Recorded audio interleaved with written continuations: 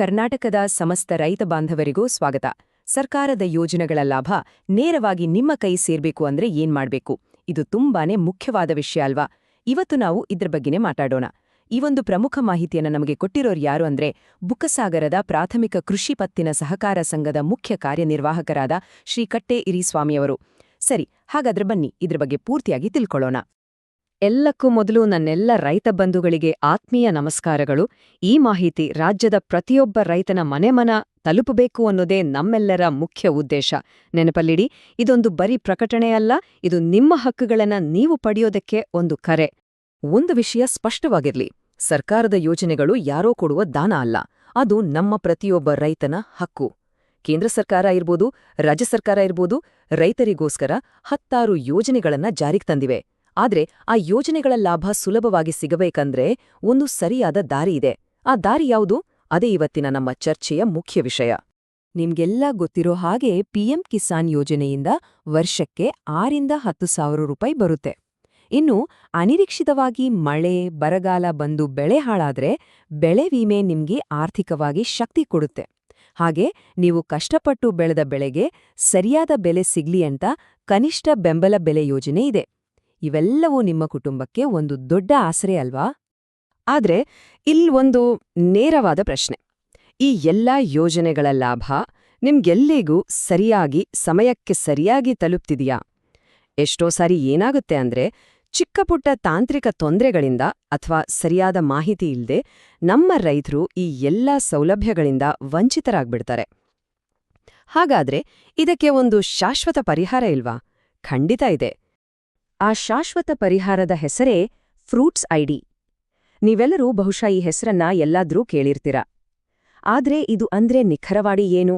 ಪ್ರತಿಯೊಬ್ಬ ರೈತನಿಗೂ ಇದು ಯಾಕೆ ಇಷ್ಟೊಂದು ಮುಖ್ಯ ಅನ್ನೋದನ್ನ ಈಗ ನಾವು ಸ್ಪಷ್ಟವಾಗಿ, ಸರಳವಾಗಿ ಅರ್ಥ ಮಾಡ್ಕೊಳ್ಳೋಣ.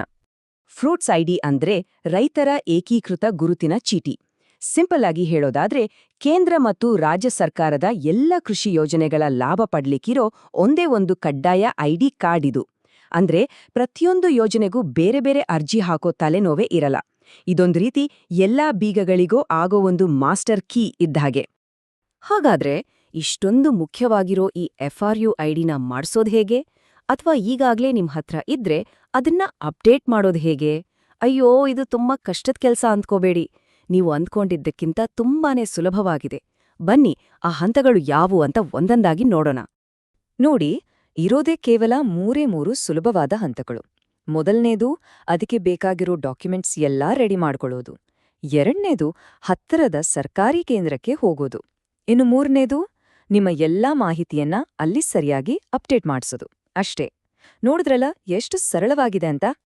ಸರಿ, ಈ 3 ಹಂತಗಳಲ್ಲಿ ಮೊದಲನೇದು ಮತ್ತು ತುಂಬಾನೇ ಮುಖ್ಯವಾದ ಹಂತ ಅಂದ್ರೆ ದಾಖಲೆಗಳನ್ನ ಸರಿಯಾಗಿ ರೆಡಿ ಮಾಡ್ಕೊಳ್ಳೋದು. ಯಾವೆಲ್ಲ ದಾಖಲೆಗಳು ಬೇಕಾಗತ್ತೆ? ದಯವಿಟ್ಟು ಇಲ್ಲಿ ಸ್ವಲ್ಪ ಗಮನ ಕೊಟ್ಟು ಕೇಳಿ, ಯಾಕಂದ್ರೆ ಇದು ತುಂಬಾ ಇಂಪಾರ್ಟೆಂಟು. ಓಕೆ, ನಿಮ್ಗೆ ಬೇಕಾಗಿರೋದು ಇಷ್ಟೇ: ನಿಮ್ಮ ಆಧಾರ್ ಕಾರ್ಡ್, ನಿಮ್ಮ ಜಮೀನಿನ ಪಹಣಿ ಅಂದ್ರೆ RTC, ಮತ್ತೆ ನಿಮ್ಮ ಬ್ಯಾಂಕ್ ಪಾಸ್ ಪುಸ್ತಕ. ಇವಿಷ್ಟನ್ನು ಜೊತೆಗೆ ಇಟ್ಕೊಳ್ಳಿ. ಆದ್ರೆ ಇವೆಲ್ಲದರ ಜೊತೆಗೆ ಇದಕ್ಕಿಂತಲೂ ಮುಖ್ಯವಾದ ಇನ್ನೊಂದು ವಿಷಯ ಇದೆ. ಅದನ್ನಂತೂ ಮರೆಯಲೇಬಾರದು. ಹೌದು, ನಿಮ್ಮ ಆಧಾರ್ ಕಾರ್ಡ್ಗೆ ಲಿಂಕ್ ಆಗಿರೋ ಮತ್ತೆ ಚಾಲ್ತಿಯಲ್ಲಿರೋ ಅಂದ್ರೆ ಆಕ್ಟಿವ್ ಆಗಿರೋ ಮೊಬೈಲ್ ನಂಬರ್ ಕಡ್ಡಾಯವಾಗಿ ಬೇಕೇ ಬೇಕು. ಇದನ್ನ ನಾನು ಯಾಕೆ ಇಷ್ಟು ಒತ್ತಿ ಹೇಳ್ತಿದ್ದೀನಿ ಅಂದ್ರೆ ನಿಮ್ಮ ಮಾಹಿತಿಯನ್ನ ಕನ್ಫರ್ಮ್ ಮಾಡ್ಲಿಕ್ಕೆ ಬರೋ OTP ಇದೇ ನಂಬರ್ಗೆ ಬರುತ್ತೆ. ಸೊ ಕೇಂದ್ರಕ್ಕೆ ಹೋಗೋ ಮೊದಲು ನಿಮ್ಮ ಮೊಬೈಲ್ ನಂಬರ್ ಆಧಾರ್ ಜೊತೆ ಲಿಂಕ್ ಆಗಿದೆಯಾ ಅಂತ ಒಂದ್ಸಲ ಚೆಕ್ ಮಾಡ್ಕೊಳ್ಳಿ.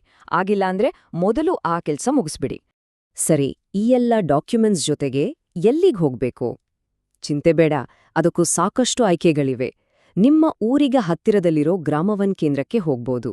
ಇಲ್ಲಾಂದ್ರೆ ರೈತ ಸಂಪರ್ಕ ಕೇಂದ್ರ ಅಥವಾ ಕೃಷಿ ಇಲಾಖೆ ಆಫೀಸ್, ಕಂದಾಯ ಇಲಾಖೆ ಕಚೇರಿ, ಇವುಗಳಲ್ಲಿ ನಿಮಗೆ ಯಾವುದು ಹತ್ತಿರನೋ ಅಲ್ಲಿಗೋಗಿ ಈ ಕೆಲ್ಸವನ್ನ ಸುಲಭವಾಗಿ ಮಾಡಿಸ್ಬೋದು. ಓಕೆ, FRU ಐಡಿ ಅಪ್ಡೇಟ್ ಆಯ್ತು ಅಂತ ಇಟ್ಕೊಳ್ಳೋಣ. ಆಮೇಲೆ ಸರ್ಕಾರದ ಹಣ ನೇರವಾಗಿ ನಿಮ್ಗೆ ಹೇಗೆ ತಲುಪುತ್ತೆ? ಈ ಇಡೀ ಪ್ರಕ್ರಿಯೆ ಈಗ ತುಂಬಾನೇ ಪಾರದರ್ಶಕವಾಗಿದೆ ಮತ್ತೆ ரொம்ப ಸರಳವಾಗಿದೆ. ಇದನ್ನೇ ನಾವು DBT ಅಂದ್ರೆ ನೇರ ನಗದು ವರ್ಗಾವಣೆ ಅಂತ ಕರೆಯೋದು. ಇದರ ಅರ್ಥ ಏನು ಗೊತ್ತಾ? ಸರ್ಕಾರದ ಕಡೆಯಿಂದ ಬರೋ ಹಣ ಯಾವುದೇ ಮಧ್ಯವರ್ತಿಗಳ ಕೈಗೆ ಹೋಗದೆ ಡೈರೆಕ್ಟ್ ಆಗಿ ನಿಮ್ಮ ಬ್ಯಾಂಕ್ ಅಕೌಂಟ್ಗೆ ಬಂದು ಬೀಳುತ್ತೆ.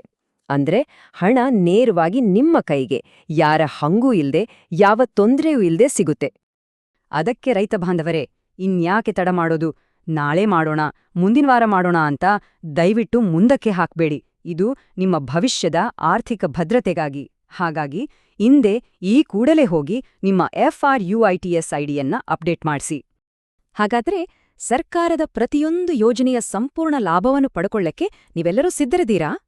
ಈ ಒಂದು ಸಣ್ಣ ಆದರೆ ತುಂಬಾನೇ ಮುಖ್ಯವಾದ ಕೆಲಸವನ್ನ ಪೂರ್ತಿ ಮಾಡಿ ನಿಮ್ಮ ಹಕ್ಕನ್ನ ಚಲಾಯಿಸಿ, ಸರ್ಕಾರದ ಬೆಂಬಲವನ್ನ ಹೆಮ್ಮೆಯಿಂದ ಸ್ವೀಕರಿಸಿ.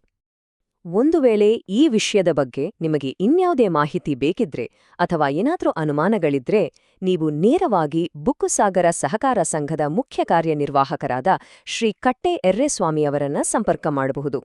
ಅವರ ಮೊಬೈಲ್ ನಂಬರ್ ಇಲ್ಲಿದೆ ನೋಡಿ, 9739107717. ಈ ಅಮೂಲ್ಯವಾದ ಮಾಹಿತಿಯನ್ನ ನಿಮ್ಮ ಎಲ್ಲ ರೈತ ಸ್ನೇಹಿತರ ಜೊತೆಗೂ ಹಂಚಿಕೊಳ್ಳಿ. ಎಲ್ಲರಿಗೂ ಒಳ್ಳೆಯದಾಗಲಿ. ವಂದನೆಗಳು.